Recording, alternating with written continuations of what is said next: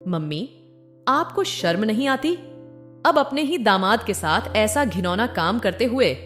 अच्छा हुआ आज मैं जल्दी ऑफिस से आ गई, नहीं तो मुझे पता ही नहीं चलता कि आप अपने दामाद के साथ क्या कर रही हैं। जी हां दोस्तों, यह कहानी मेरी मम्मी और मेरे पति के बीच की है, जब मेरे हस्बैंड घर जमाई बनकर मेरे मायके में रहते थे। मेरा नाम कोमल है और मैं नाम के साथ साथ दिखने में भी कमल जैसी हूं। बहुत ही खूबसूरत, बहुत ही प्यारी। यह उन दिनों की बात है जब मैं कॉलेज जाया करती थी। मेरे बेस्ट फ्रेंड थे अंजलि। हम हमेशा साथ रहते, साथ आते जाते। वह भी मेरे घर आती और मैं भी उसके घर जाती। यह हमारी नियमित बातचीत का हिस्सा था। यह कहानी सुनकर शायद आपकी आंखों में आंसू आ जाएं, क्योंकि यह कहानी दिल दहला देने वाली है। अब मैं आपको आगे की कहानी बताती हूँ। जब मैं कॉलेज में पढ़ती थी, अंजलि के साथ मेरी गहरी दोस्ती हो गई थी। हम दोनों स्कूल के समय से ही अच्छे दोस्त थे और साथ में ही कॉलेज में एडमिशन लिया था। जब भी हम कॉलेज जाते थे, हम साथ में ही जाते थे। कभी वह मुझे बुलाने आती थी और कभी मैं उसे। साथ में कॉलेज जाने का मजा ही अलग था, क्योंकि कॉलेज हमारे घर से बहुत दूर था। हम लोग साइकिल लेकर बस स्टैंड तक जाते थे और फिर बस में चढ़कर कॉलेज जाते थे। हमारा गांव दूर था, लेकिन हम दोनों के बीच गहरी दोस्ती थी। समय के साथ हम दोनों जवान हो गईं। जब हमने कॉलेज में एडमिशन लिया था, तब हमारी उम्र लगभग 19 साल थी और हम दोनों एक ही उम्र के थे। जब हम बस में कॉलेज जाते थे, तब बस में जो भी आदमी या लड़के होते थे, वे हमें देखकर बातें करते थे। क्या माल है यार, वे कहते थे। ऐसी माल तो मैंने कभी नहीं देखी। अगर मुझे यह मिल जाती तो मेरा जीवन स्वर्ग हो जाता। ऐसी बातें सुनकर हमारे कान थक चुके थे, लेकिन हम उन्हें इग्नोर करने लगे। कभी कभी तो वे और भी अश्लील बातें करते थे। देखो, इसकी छाती कितनी बड़ी है, जी कर रहा है कि जाकर पकड़ लूं। यह सब सुन सुनकर हम परेशान हो चुके थे, लेकिन कोई कुछ नहीं कहता था। एक दिन जब हम कॉलेज के कैंटीन में बैठकर कुछ खा रहे थे, 2 टपोरी लड़के हमारे पास आकर बैठ गए। हाय ब्यूटीफुल, हमें खाना नहीं खिलाओगी? तुम्हारे हाथों का खाना अमृत जैसा लगेगा, उन्होंने कहा। मेरी सहेली अंजलि बिना कुछ कहे एक लड़के के गाल पर थप्पड़ मार दी। लड़का चिल्लाया, साली कमीनी, तुझे पता नहीं है कि तूने किस पर हाथ उठाया है? मैं तुझे अब भी तेरे कपड़े उतारकर पूरा कॉलेज में घुमा सकता हूं। मनीष नाम था उसका, और उसने अंजलि के बाल पकड़कर उसे घसीटना शुरू कर दिया। मैं चिल्ला रही थी, हेल्प हेल्प, लेकिन कैंटीन में भरे हुए स्टूडेंट्स में से कोई भी हमारी मदद को नहीं आया। अंजलि चिल्ला रही थी, छोड़ दो मुझे, बहुत दर्द हो रहा है। लेकिन मनीष नहीं रुका। उसने अंजलि का दुपट्टा फेंक दिया और उसके कपड़े फाड़ने की कोशिश करने लगा। तभी अचानक एक लड़का आया, मानो भगवान ने उसे हमें बचाने के लिए भेजा हो। उसने मनीष को कसकर मुक्का मारा और मनीष दूर जाकर गिर गया। वह लड़का अंजलि को उठाकर बोला, तुम ठीक हो ना? अंजलि ने कहा, हां मैं ठीक हूं। फिर मनीष उठकर लड़के के सामने आया और गाली देते हुए बोला, साले, अगर हिम्मत है तो मुझसे लड़कर दिखा। लड़का और मनीष लड़ने लगे। मनीष ने उसे एक घूंसा मारा, लेकिन लड़के ने उसे लात मारकर गिरा दिया। दोनों की लड़ाई जोरों पर चल रही थी कि मैं मौका देखकर पुलिस को कॉल किया। उनकी लड़ाई खत्म होते होते प्रिंसिपल मैडम वहां पहुंच गईं। पता नहीं किसने उन्हें बताया था कि यहां पर फाइट हो रही है। प्रिंसिपल मैडम चिल्लाते हुए बोली, रुक जाओ तुम दोनों, ये क्या कर रहे हो? अगर ऐसे ही मारपीट करते रहोगे तो मैं तुम दोनों को इस कॉलेज से निकाल दूंगी। प्रिंसिपल मैडम की बात सुनकर वे दोनों रुक गए। मनीष के दोस्त उसे लेकर वहां से चले गए। फिर मैं और अंजलि उस लड़के के पास गए जिसने हमें बचाया था। हमने उससे कहा, बहुत बहुत धन्यवाद, आपकी वजह से आज हमारी इज्जत बच गई, नहीं तो हम किसी को मुंह दिखाने लायक नहीं रहते। लड़के ने मुस्कुराते हुए कहा, कोई बात नहीं, जब भी मैं किसी के साथ गलत होते देखता हूं तो मुझे रहा नहीं जाता। मैं जबरदस्ती उसमें कूदकर मामला शांत कर देता हूं। पता नहीं, ये मेरे साथ हर बार होता है। हर जगह जब कोई नहीं होता तो मैं होता हूं। यही मेरी नियति है। बचपन से ही मैं इसी तरह बड़ा हुआ हूं। फिर मैंने उससे पूछा, कृपया क्या आप अपना नाम बताएंगे? उसने हंसते हुए कहा, मेरा नाम विजय है। फिर उसने हमारा भी नाम पूछा। मैंने कहा, मेरा नाम कोमल है और ये मेरी सहेली अंजलि है। विजय ने हमसे मिलकर खुशी जाहिर की और वहां से चला गया। हम भी अपने अपने क्लास में चले गए। कॉलेज खत्म होने के बाद हम लोग अपने अपने घर चले गए।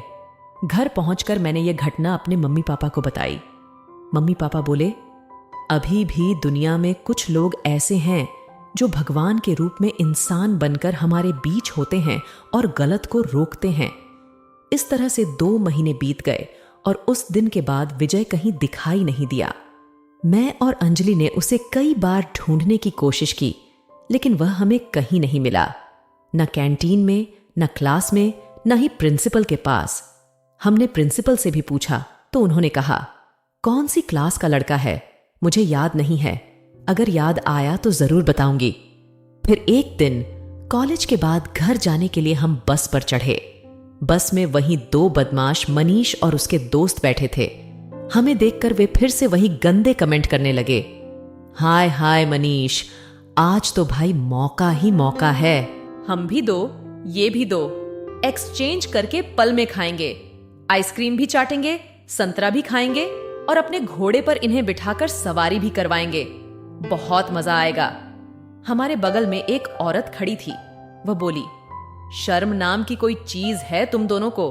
ऐसे बेहुदा बातें करते रहते हो, औरतों की कोई इज्जत नहीं है क्या? तुम्हारे मम्मी पापा ने यही सिखाया है? मनीष ने जवाब दिया, अपने काम से काम रखो, दूसरे के काम में टांग मत अड़ाओ, नहीं तो यह जो बातें आप सुन रही हो मैं आपको भी कहूंगा, तब देखना कितना मजा आता है। क्या आप भी सुनना चाहती हो ऐसी बातें? क्या आप भी मेरे घोड़े की सवारी करना चाहती हो? मैं एक साथ 3 लोगों को सवारी करवा सकता हूं। आज आपको भी लेता हूं। मनीष की यह बातें सुनकर वह औरत पीछे की तरफ चली गई। हम लोग भी उसके पीछे जाने की कोशिश कर रहे थे, लेकिन बस में इतनी भीड़ थी कि हम एक कदम भी नहीं बढ़ा पाए। तभी मनीष और उसके दोस्त ने हमारे बैग छीन लिए और हमारे दुपट्टे भी जबरदस्ती खींच लिए। हम मजबूर थे, कुछ कर नहीं सकते थे। बस में बाकी पैसेंजर भी चुप बैठे थे, कोई मदद के लिए नहीं आया।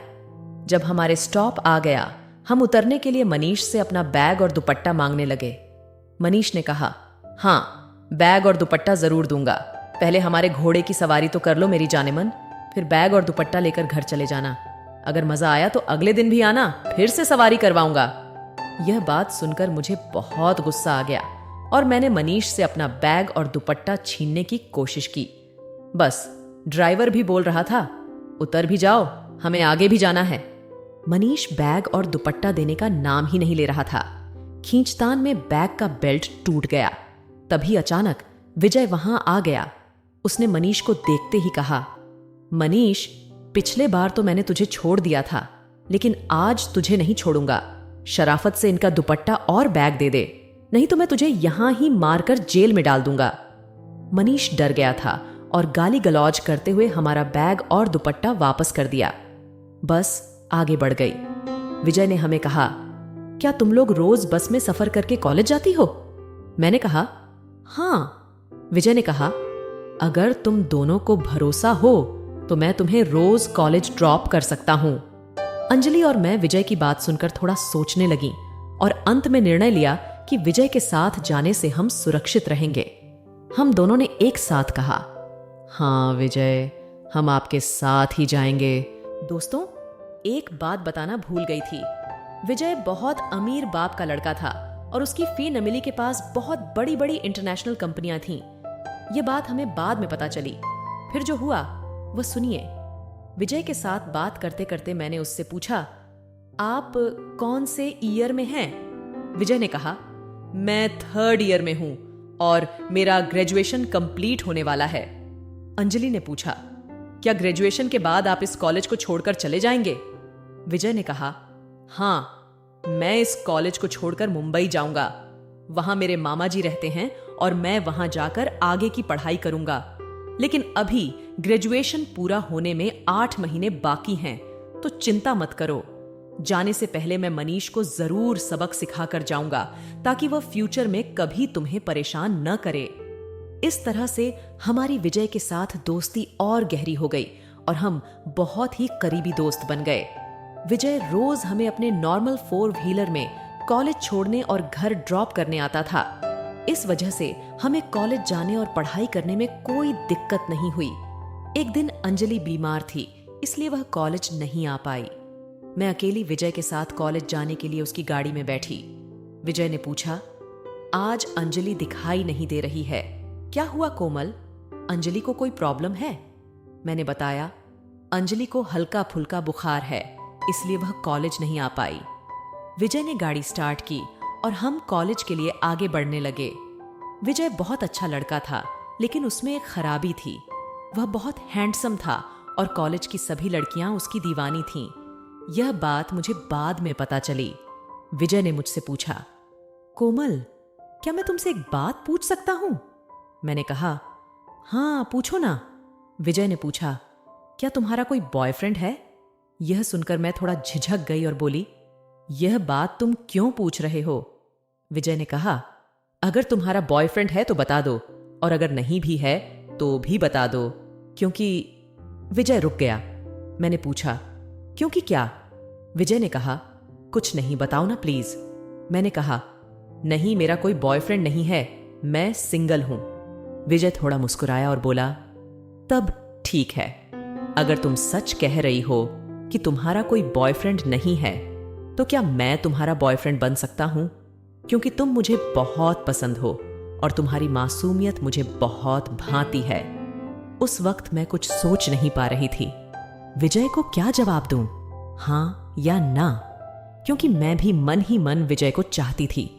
मैंने विजय से कहा, क्या तुम मुझे एक दिन का समय दे सकते हो? मैं कल तुम्हें इस बारे में जवाब दूंगी, चलेगा? विजय ने कहा, बिल्कुल, कोई प्रॉब्लम नहीं है। सोच समझकर हां या ना में जवाब देना, लेकिन डरना नहीं। तुम्हारा जो भी जवाब होगा मैं वही मान लूंगा। तुम पर कोई भी जबरदस्ती नहीं करूंगा, चाहे हां हो या ना। उस रात जब मैं अपने बेडरूम में सोने गई तो विजय के बारे में बहुत सोचा। क्या सच में विजय मुझसे प्यार करता है? क्या वह मुझसे शादी करेगा? कभी कभी मुझे लगता कि वह मेरे हाव भाव की तारीफ करता है और कभी कभी लगता कि वह सच में मुझे चाहता है। इन सब ख्यालों में मैं पूरी रात सोचती रही और कब सो गई मुझे पता ही नहीं चला। अगले दिन सुबह जब मैं रेडी होकर विजय का इंतजार कर रही थी, वह गाड़ी लेकर मेरे पास आया और दरवाजा खोल दिया। मैं गाड़ी में बैठ गई। आज भी अंजलि बुखार के कारण कॉलेज नहीं आना चाहती थी। गाड़ी में बैठकर मैंने दरवाजा बंद किया और विजय से कहा, विजय, मुझे तुम्हारा प्रपोजल एक्सेप्ट है। मैं भी तुमसे मोहब्बत करती हूं, लेकिन मैं कभी तुम्हें बता नहीं पाई। जब तुमने मुझे कल यह बात बोली तो मैं मन ही मन पागल हो रही थी कि सच में मेरी चाहत पूरी होने वाली है। तो कंफ्यूजन में मैं कल तुम्हें जवाब नहीं दे पाई। सॉरी मेरे बाबू, मेरी सोना। विजय हंसकर मुझे अपने सीने से लगा लिया और मेरे माथे पर एक किस किया और बोलने लगा, कोमल, तुम्हारे नाम के साथ ही तुम भी सचमुच कोमल हो, बहुत ही प्यारी और मेरे सपनों की राजकुमारी जैसी। हम दोनों के बीच प्यार का रिश्ता बन गया था। इस तरह से कुछ दिन बीत गए। अचानक मेरे पापा को हार्ट अटैक आया और वह दुनिया को छोड़कर हमें छोड़कर चल बसे। जब विजय को यह खबर मिली तो वह तुरंत हमारे घर आया और पापा के अंतिम संस्कार के समय हमारे साथ रहा। मैं और मेरी मम्मी अगले 2 दिन तक रोते रहे और विजय ने अपना घर परिवार छोड़कर हमारे घर में ही रहकर हमें सहारा दिया। पापा के गुजरने के बाद के सारे कार्यक्रम खत्म होने के बाद विजय ने मेरी मां से कहा, आंटी जी, कोमल ने मेरे बारे में आपको कुछ बताया है क्या? मेरी मां ने कहा, बेटा, कोमल ने तुम्हारे बारे में मुझे कुछ भी तो नहीं बताया, खाली यही बताया था कि तुम उसके अच्छे दोस्त हो। और बेटा, तुम इतने दिनों से हमारे साथ रहे और कोमल के पापा के देहांत के बाद भी तुमने हम दोनों को इतने अच्छे से संभाला, इसके लिए तुम्हें बहुत बहुत धन्यवाद। विजय ने कहा, आंटी जी, अगर आपको कोई एतराज नहीं है, क्या मैं और कोमल शादी कर सकते हैं? मेरी मम्मी ने चौंकते हुए कहा, बेटा, मैं ये बात कब से सोच रही थी कि तुमसे कहूं कि कोमल से शादी कर लो, क्योंकि तुम दोनों की बातचीत से मुझे लग रहा था कि तुम दोनों के बीच में प्यार मोहब्बत है। लेकिन मैं साहस जुटाकर यह बात बोल नहीं पाई क्योंकि मुझे डर था कि अगर मैं तुमसे यह बात बताऊंगी तो तुम नाराज ना हो जाओ। इसलिए मैं कई दिनों से यह बात लेकर सच में थी और थोड़ी चिंतित भी थी। खैर, जो भी हो, तुमने खुद सामने से बताया और मैं बहुत खुश हुई। मैं चाहती हूं कि तुम दोनों की शादी हो जाए और जल्द से जल्द मेरा एक पोता आ जाए, जिसके साथ मैं अपनी बाकी की जिंदगी बिता सकूं। विजय ने कहा, ठीक है आंटी जी, लेकिन शादी हम तब करेंगे जब मेरा ग्रेजुएशन कंप्लीट हो जाएगा और कोमल भी तो अभी पढ़ाई कर रही है। इस तरह से 8 महीने बीत गए और विजय का ग्रेजुएशन भी कंप्लीट हो गया। फिर हमने शादी कर ली। विजय शादी के बाद मेरे साथ मेरे मायके में ही रहने लगा, क्योंकि वह नहीं चाहता था कि वह अपने बाप के साथ रहे। विजय यहां रहकर खुद एक बिजनेस खड़ा किया और बहुत ही ऊंचाई तक पहुंच गया। वह भी एक इंडस्ट्री का मालिक बन गया था। विजय ने पढ़ाई खत्म कर दी थी और आगे पढ़ने का कोई इरादा नहीं था। उसने अपना पूरा ध्यान बिजनेस पर दिया और काफी सफल हो गया। मैं कॉलेज में पढ़ाई कर रही थी। शादी के बाद भी मेरा फाइनल ईयर चल रहा था। जब मैं कॉलेज से घर आती थी तो देखती थी कि विजय हमेशा घर में ही रहता था और मेरी माँ के साथ बैठकर बातें करता था। मेरी माँ भी बहुत खूबसूरत थी और उनकी छोटी उम्र में ही शादी हो गई थी। जब मेरे पापा का देहांत हुआ तब उनकी उम्र सिर्फ 33 साल थी। अब उनकी उम्र 35 साल है। विजय और मेरी माँ के बीच का रिश्ता अच्छा था। वे साथ में बैठकर बातें करते थे और काम के सिलसिले में मेरे बारे में चर्चा करते थे। मुझे कभी समझ में नहीं आया कि मेरी माँ और विजय एक साथ इतने करीब कैसे हो गए थे। कई दिनों से यह बात मुझे तब पता चली जब मैं एक दिन कॉलेज से जल्दी घर आ गई थी। मेरी माँ और विजय के बीच का नाजायज संबंध था। वे मेरे पापा के गुजरने से पहले से ही यह सब कर रहे थे। मेरी माँ ने मेरी शादी विजय से इसीलिए करवाई ताकि वह और विजय और भी करीब हो सकें और उनकी चाहतें पूरी हो सकें। दरअसल विजय मुझे नहीं, मेरी माँ से मोहब्बत करता था और इसी वजह से उसने मुझसे शादी की। मेरे पापा का हार्ट अटैक इसलिए नहीं हुआ था कि उनका स्वास्थ्य खराब था, बल्कि इसलिए हुआ था कि उन्होंने विजय और मेरी माँ को रंगे हाथों पकड़ लिया था और इस सदमे को सहन नहीं कर पाए थे। जिस दिन मैं कॉलेज से जल्दी वापस घर आई तो मैंने देखा कि घर के दरवाजे बंद थे। मैंने दरवाजा खटखटाया, लेकिन कोई नहीं आया खोलने के लिए, ना विजय और ना ही मेरी माँ। मैंने डुप्लीकेट चाबी से दरवाजा खोला और घर में दाखिल हुई। अंदर जाकर देखा तो कोई नहीं था। मैं अपने कमरे में ड्रेस बदलने के लिए गई। बाथरूम में जाकर मुंह हाथ धोया और बाहर आकर आवाज देने लगी, मम्मी, विजय, कहाँ हो आप लोग? कोई जवाब नहीं आया। फिर मैंने मम्मी के कमरे में जाने का फैसला किया। दरवाजे पर पहुंचकर मैंने उसे खोलने की कोशिश की। जैसे ही मैंने दरवाजे का लॉक नीचे किया, दरवाजा खुल गया। जो दृश्य मैंने देखा उससे मेरे पैरों तले जमीन खिसक गई। मैंने देखा मेरी माँ और विजय दोनों बिस्तर पर लेटे हुए थे। मैं चिल्लाई और बोलने लगी, क्या तुम दोनों को शर्म नहीं है? क्या तुम दोनों इंसान हो? इस तरह का घिनौना काम अपने दामाद के साथ कैसे कर सकते हो माँ? और विजय, तुम भी। मेरी माँ, मतलब तुम्हारी भी माँ ही हुई ना? तुम माँ के साथ ये सब कर रहे हो? जब भी मैं कॉलेज जाती थी तब तुम लोग यही काम करते थे और मुझे पता ही नहीं चलता था। मैं रोते रोते बोली, और तुम्हारे लिए तो मैं थी ना। मेरे से भी ज्यादा तुम्हें मेरी माँ में इंटरेस्ट है। जब भी मैं तुम्हें इसके बारे में बोलती थी, इसीलिए तुम मुझसे दूर हटते थे। अगर माँ के साथ दिन भर यही करते रहोगे तो मेरे साथ रहने के लिए तुम्हारा मूड कहाँ रहेगा? अगर मैं आज कॉलेज से जल्दी नहीं आती तो तुम्हारी यह घिनौनी हरकत कभी नहीं देख पाती। तुम दोनों अपनी हवस के पुजारी हो और इस्तेमाल किया तुम दोनों ने अपनी हवस मिटाने के लिए। ठीक है, तुम दोनों रहो और मैं चली जाती हूं इस घर को छोड़कर। मैं नहीं रहना चाहती तुम लोगों के साथ। मेरी माँ और विजय ने मुझे देखकर जल्दी से कपड़े पहनने की कोशिश की, लेकिन मैंने गुस्से में कहा, बस अब और कोई दिखावा मत करो। विजय ने कहा, कोमल, यह सब एक गलत फहमी है, सुनो तो सही। मैंने गुस्से में कहा, गलत फहमी? तुम दोनों ने मिलकर मेरी पूरी दुनिया को बर्बाद कर दिया। मैं तुम्हें कभी माफ नहीं कर सकती। मेरी मां ने भी मुझे समझाने की कोशिश की, कोमल, यह वो नहीं है जो तुम सोच रही हो। मैंने और गुस्से में आकर कहा, मुझे अब और कुछ सुनना नहीं है। तुम दोनों ने मेरे पिता के साथ जो किया उसे मैं कभी नहीं भूल सकती। तुम्हारी वजह से उनके दिल का दौरा पड़ा और उनका देहांत हो गया। मेरी मां और विजय ने एक दूसरे की ओर देखा, मानो वे एक दूसरे को समझाने की कोशिश कर रहे हों, लेकिन मेरे लिए अब कुछ भी मायने नहीं रखता था। मैं गुस्से में घर से बाहर निकल गई और अपने एक करीबी दोस्त के घर चली गई। अगले दिन मैंने तलाक के कागजात तैयार करवाए और विजय को भेज दिए। मैंने साफ शब्दों में कहा कि मैं अब इस रिश्ते में नहीं रह सकती। विजय ने मुझसे बात करने की कोशिश की, माफी मांगी, लेकिन मैंने उसे साफ शब्दों में कहा कि हमारे बीच अब कुछ भी बाकी नहीं है। मेरे जीवन में इस घटना ने मुझे यह सिखाया कि कभी कभी हमें उन लोगों से भी धोखा मिल सकता है जिन पर हम सबसे ज्यादा भरोसा करते हैं। मैंने अपनी पढ़ाई पर ध्यान केंद्रित किया और अपनी जिंदगी को नए सिरे से शुरू किया। कुछ महीनों बाद मैंने अपनी पढ़ाई पूरी की और एक अच्छी नौकरी हासिल की। धीरे धीरे मैंने अपनी जिंदगी को फिर से संवारना शुरू किया। अब मैं अपने करियर में सफल हूं और अपनी नई जिंदगी में खुश हूं। मैंने सीखा कि कठिनाइयों के बावजूद हमें कभी हार नहीं माननी चाहिए और हमेशा आगे बढ़ते रहना चाहिए। दोस्तों, यह कहानी यहीं पर समाप्त होती है, लेकिन अगर आप लोग इस कहानी का अगला भाग चाहते हैं तो कमेंट में जरूर बताएं। मैं कोशिश करूंगी इस कहानी का अगला भाग लाने के लिए। और हां, कहानी कैसी लगी यह भी कमेंट में जरूर बताना।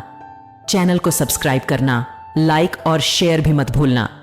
मिलते हैं ऐसी ही एक और रोमांचक स्टोरी के साथ। धन्यवाद। नमस्कार दोस्तों, आशा करता हूं कि आपको यह कहानी बहुत पसंद आई होगी। बहुत जल्द इसका अगला भाग लेकर आऊंगा। हमारे चैनल में और भी कई रोमांचक कहानियां हैं जिन्हें आप हमारी प्लेलिस्ट और चैनल पर देख सकते हैं। आपका समर्थन और प्रेम के लिए धन्यवाद।